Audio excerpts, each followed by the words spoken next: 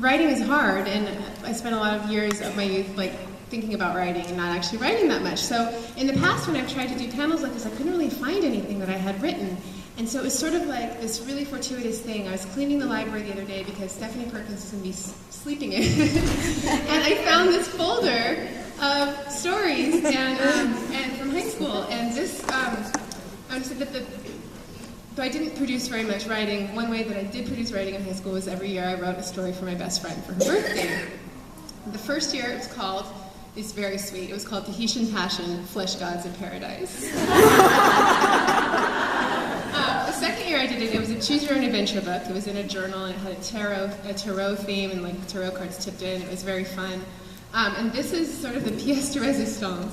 And I say, I guess the French unironically, because it's called La douleur des fantômes. Phantom pain. And it starts with a Baudelaire quote. And I must have turned it in at some point because it has a 17 written at the top, and I don't know what this means. This is like 17 out of 100? 20? I don't know. But when I presented this to her, I printed it up as a scroll, and, you know, tied up with a ribbon and blackened edges, and I gave it to her in a wooden box filled with like sand and dead roses and stuff like that. So she still has it, but I found this draft of it.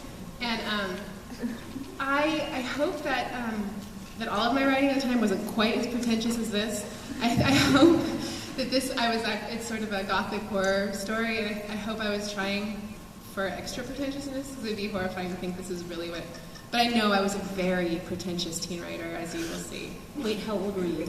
I was 17 when I read this. Maybe that's what the 17 is. So this opening quote, I want to say also, all the dialogue is in French. I will not read it in French, but the opening quote, roughly translated, is something like, "The unique and supreme pleasure of love lies in the certitude of doing evil." Oh, God. I was really into Baudelaire when I was a teenager. Okay, so I'm going to skip the first part, first paragraph. I have to read some. I was really surprised to find there was a sex scene in here, so I have to read you guys that part. At the beginning, she had not been long at Chateau Mordrignac, tucked away in the dark fairy forest of Bretagne, a siren song from the windswept sea, when she happened upon the dark-haired young man in the estate cemetery. Getting right to the point. Sweeping through the rusted Gothic gates with little regard for the dreamless dead, she startled him from reverie, and he leapt down from the tombstone on which he'd been seated, blinking disconcertedly, pale, remote, intriguing. "Oh, je suis désolée," she said.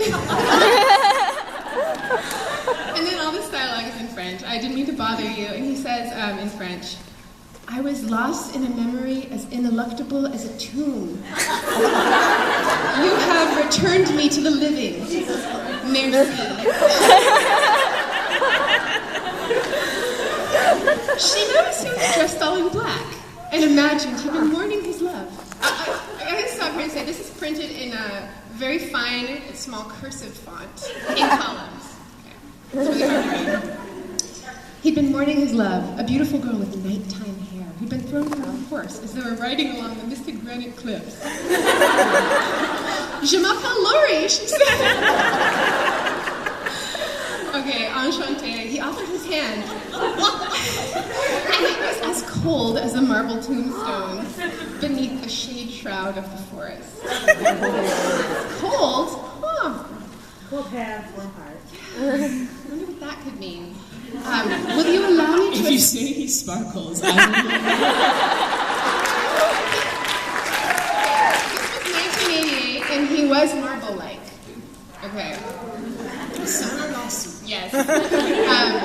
He offered his hand, and it was, okay. "Allow me," this is again in French, "allow me to escort you to the castle. I feel the approach of light, and you do not want to linger in the darkness of the forest. The fairies come out at night." "Oui, merci!" Laurie decided she could see the cemetery another day. She looked forward to it. The intricacy of Breton sepulchres bespoke an eerie obsession with death.